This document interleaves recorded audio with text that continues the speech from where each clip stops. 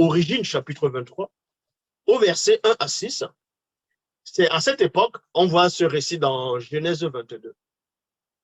Dans Genèse 22, où on vous dit que Dieu y avait, bon, bref, a donné, apparu à Abraham, tout ça là, pour lui dire de sacrifier son fils, son soi-disant, hein, son fils unique, Isaac, parce que Dieu le mettait à l'épreuve pour voir si Dieu, oh, ben dis donc, Dieu met un homme à l'épreuve pour voir si cet homme l'aime. Ah, c'est grandiose, hein? Dieu n'arrive pas à voir le futur. Il n'arrive pas à voir le cœur de l'homme pour savoir si cet homme, dans une sorte d'espace-temps, si cet homme va vraiment, si cet homme l'aime vraiment, il doit le mettre à l'épreuve. Et puis quand vous lisez dans le livre de Jack, il a dit Dieu ne met pas à l'épreuve. Mais Dieu a quand même mis à l'épreuve, il a tenté Abraham. En façon de versets, il a tenté, il a mis à l'épreuve. Donc vous voyez que tout ça, c'est des hérésies. Depuis quand on dit que telle personne ou bien tel est créateur, et il va mettre quelqu'un à l'épreuve pour voir si la personne l'aime. Donc vous voyez que ça ne tient pas. Vous voyez que vous venez raconter des choses aux gens parce que vous ne connaissez pas la notion de la spiritualité. Vous ne maîtrisez même pas la notion de la spiritualité. C'est pour ça que vous allez raconter n'importe quoi. Donc, dans Origine, chapitre 23, verset 1 à 6, il est dit ici, après ces événements, Satan, le maudit, le mauvais esprit. Déjà, pourquoi on dit Satan, c'est quoi d'abord? Satan, c'est quoi? Parce que les gens ne savent pas qui est Satan. Satan, c'est un chérubin, donc c'est un ébouté mundi. Satan, c'est un ébouté mundi, mais son vrai nom, Satan, dans la langue originale, on dit Mundi Mabobé. Mundi Mabobé. Pourquoi Mundi Mabobé? Mundi Mabobé qui veut dire le mauvais esprit. Parce qu'il était le premier mauvais esprit. Le premier esprit à avoir chuté qui est devenu mauvais. Donc, un mauvais esprit va s'opposer aux bons esprits. Et eux, quand ils vont traduire, putain, ils vont dire Satan, ça veut dire adversaire. Oui, le Mundi Mabobé va s'opposer à la création de Loba. Veut s'opposer à la création de Loba, veut s'opposer au Mindima Bram, c'est-à-dire aux bons esprits. Et donc, ça devient opposition, ça devient l'adversaire.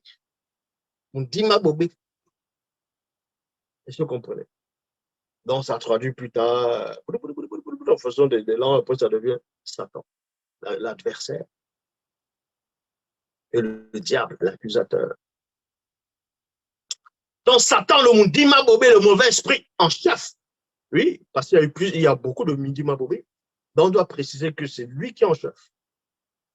Prit l'apparence du Moutatedi, qui était apparu avec 2 veilleurs à Sango, près des arbres sacrés, dans la région de Bengue, dans ouest de Wassemutonga, Afrique centrale, vers Mudongoma, Midima et Lomba, donc montagne des esprits célestes, alors que Sango était assis à l'entrée de sa tente pendant la chaleur du jour.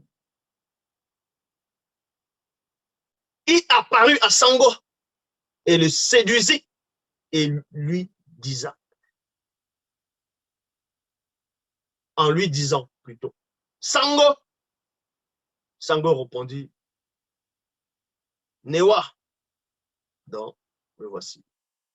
On peut se dire, Mbanoun. Donc, le voici. Sango.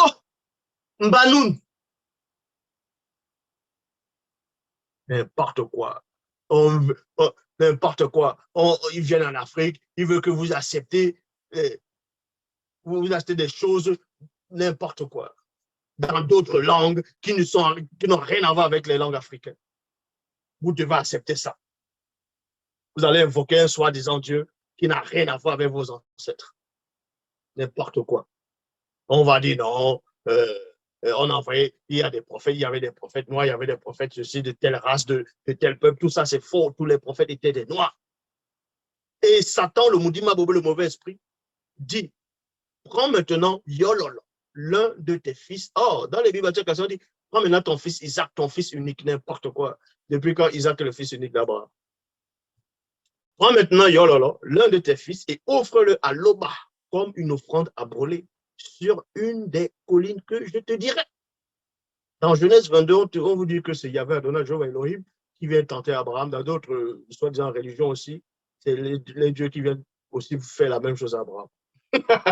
Donc, on copie toujours les faux trucs au fur et à mesure. Et c'est là que vous comprenez que, en fait, c'était pas Loba. Mais Loba ne va pas entrer dans sa création. Loba, la notion même d'entrée, on dit même que Loba ne va pas entrer. On dit même que Loba ne va pas. On va vous expliquer ces mots-là. Un jour. Donc, c'est Satan qui avait apparu. Il avait pris une image trompeuse du guide et de celui qui intronise et qui guide. Il avait pris cette image-là pour venir séduire Sango. Sango s'est laissé séduire. Il était spirituel, certes. Il s'est laissé séduire parce qu'il avait déjà une porte d'entrée. Parce qu'il avait Isaac, il avait Ismaël. C'est-à-dire qu'il avait touché déjà plusieurs femmes. Donc, il a ouvert une porte de la polygamie. Et c'est à cause de ça que Satan a réussi à le duper ici, dans le fait ce soi-disant sacrifice. Satan était sérieux aussi. Il voulait que Sango aille vraiment tuer Isaac. Il voulait vraiment qu'il égorge, c'est-à-dire qu'il le tue. Exactement comme il a fait à ce qu'eux vont appeler Abel. Après, on va dire que Dieu vient dans le jardin d'Éden, il descend, allez, il marche, pam, pam, pam. Il demande le sacrifice aux deux personnes. Dieu demande le sacrifice de sang. Mais c'est normal, c'est votre Dieu à vous là-bas. Un Dieu qu'on peut voir. Un Dieu qui est jaloux. On vous dit que Dieu est jaloux. Dans toutes les religions, les dieux est jaloux. Le fait d'être jaloux, ça dit que tu es déjà limité. Mais la jalousie, c'est quoi? Tu es jaloux parce que tu envies quelque chose que tu n'as pas. Jaloux, c'est d'envier quelque chose que tu n'as pas. Voilà, il y a plein de définitions sur ça. N'importe quoi. Donc, le fait de reconnaître que ton Dieu est jaloux, ça dit que ce n'est pas le Créateur. Point. Point. C'est Satan qui est jaloux. C'est son sentiment à lui. Donc, vous apprenez ici. Donc, dans les Bibles classiques, ils ont pris l'histoire, et dans d'autres religions, ils ont pris l'histoire, ils se sont rendus compte que, ah oui, il ne faut pas qu'on dise que Dieu a dit, il faut vraiment tuer l'enfant. On va dire, bon, Dieu voulait voir qu'il aime, que Abraham l'aimait. Et Abraham a passé l'épreuve. On dit, mais là, ouais, tu vas être béni, et ainsi de suite. Non, maintenant, voilà une coutume qu'il faut faire, que Abraham était grand, n'importe quoi.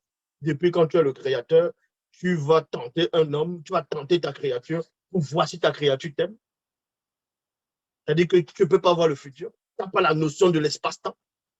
Vous venez dire que c'est ça qu'on doit venir adorer.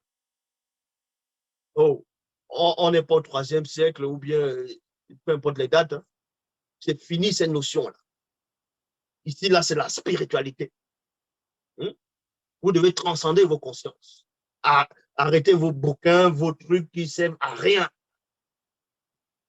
Donc, on vous apprend ici.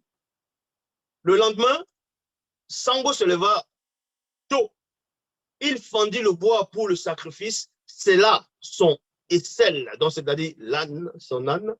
L'âne, dans la langue originelle, c'est Essel. Et se mit en route vers le lieu que Satan, le maudit, le mauvais esprit, lui avait indiqué. Mais lui, il ne savait pas que c'était Satan. Il amena avec lui 2 hommes de main, ainsi que son fils Yololo. Le surlendemain, il aperçut l'endroit de loin. Il dit alors aux 2 hommes de main, restez ici avec l'âne. Mon fils et moi, nous irons là-haut pour adorer Loba.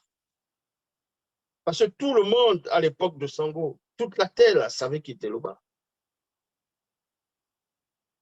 À part maintenant, les Blancs qui étaient là, plusieurs, les non-initiés, certains non-initiés, sans mêler les autres races, qui adoraient les statuettes, les faux dieux, les faux trucs. Mais on sait que c'est Loba qui est l'unique créateur. L'unique créateur. C'est pour ça que Sango dit ici qu'il va là-bas en haut pour adorer Loba. Origine 23, verset 12. Origine 23, verset 12 à 13. Sango lui dit, non, Sango lui dit oui, mon fils. Donc, À un moment donné, il y a eu la conversation avec son fils, Yololo, dans ce que va appeler Isaac, Isaka, ce truc. Il dit, mais il n'y a pas le sacrifice, il n'y a pas l'agneau. Il dit, non, Dieu pourvoira dans les Bibles. Bon, il discute. Sango lui dit, mon fils, Mouta te dit, m'est apparu et m'a dit de t'offrir un sacrifice à l'Oba. Ouh. Mais Yololo, il entend ça, il dit, oh. Son fils aussi, étant petit, on l'avait déjà initié. Il entend que son papa lui dit, mais t'inquiète pas, hein? Mouta te dit, hein? Tu connais Mouta te dit, le protecteur, celui qui guide, qui intronise les initiés, a demandé que j'allais t'offrir un sacrifice, j'allais t'égorger pour le compte de l'Oba. Yololo, quand il a entendu ça, boum, ça lui a fait dans son esprit, il dit, hey! Et Yololo lui répondit, tout tremblant de peur, non, mon père, Kem Sangwam, l'Oba ne peut autoriser pareille chose à l'homme.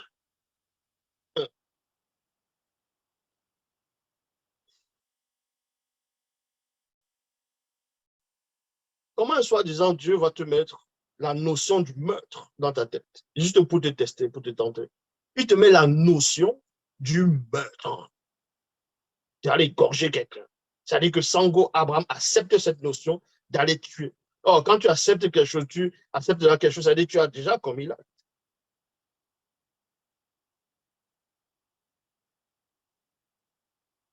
Origine 23, 17 à 20. Donc, il n'a pas écouté, là pour le couteau, il voulait déjà, voilà.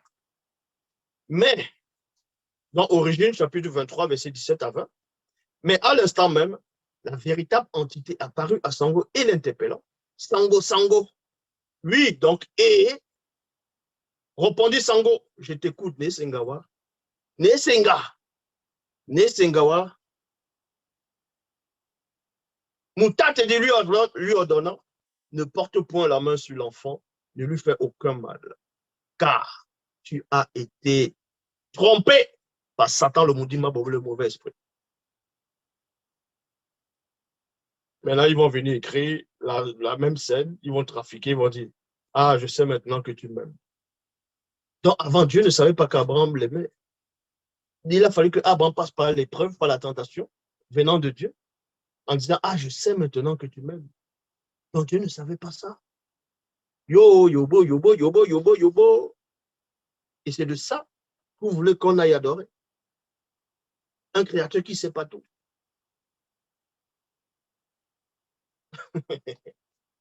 Ah, vraiment.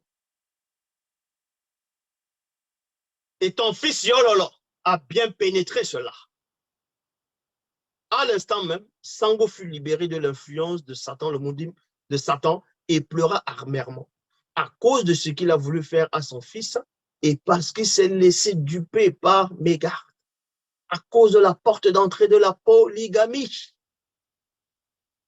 La polygamie, c'est une abomination, je le dis ici. Donc, dans vos religions du révélé, vous acceptez la polygamie, c'est normal. Parce qu'il n'y a rien de spirituel. Le premier homme, Loba, par la manifestation de Mpuli dans sa volonté, par la manifestation de sa volonté, a créé le premier homme et une femme. Après avoir extirpé de cette homme les trois plans. Il n'a pas créé un homme et deux femmes. La polygamie, c'est l'anti-vérité. Est-ce que vous comprenez? La polygamie, c'est l'anti-vérité. Et maintenant, vous allez voir des têtards qui vont venir faire le débat parce qu'ils simplement la chair, le sexe, ils vont dire ah non, vous savez, quand David a couché avec la femme du riz, Dieu l'a envoyé un prophète pour lui dire si tu aurais voulu, je t'ai mis plusieurs femmes à ton sein, je t'ai donné plusieurs femmes. Si tu avais voulu, je pourrais encore te rajouter. Ils vont prendre ça pour dire ah, vous voyez, donc Dieu approuve la polygamie. Ils vont prendre des versets qui n'ont pas de sens parce qu'ils viennent écrire des hérésies. Depuis quand l'Oba a donné plein de femmes à David. c'est lui-même qui a ouvert la porte de la polygamie. Origine, chapitre 26, verset 1. Sango épousa une autre femme noire, initiée après ses être séparé de toutes ses femmes, car il renonça à la polygamie. Cette femme était nommée, son nom c'était Etunkan. Donc ils vont dire Ketura.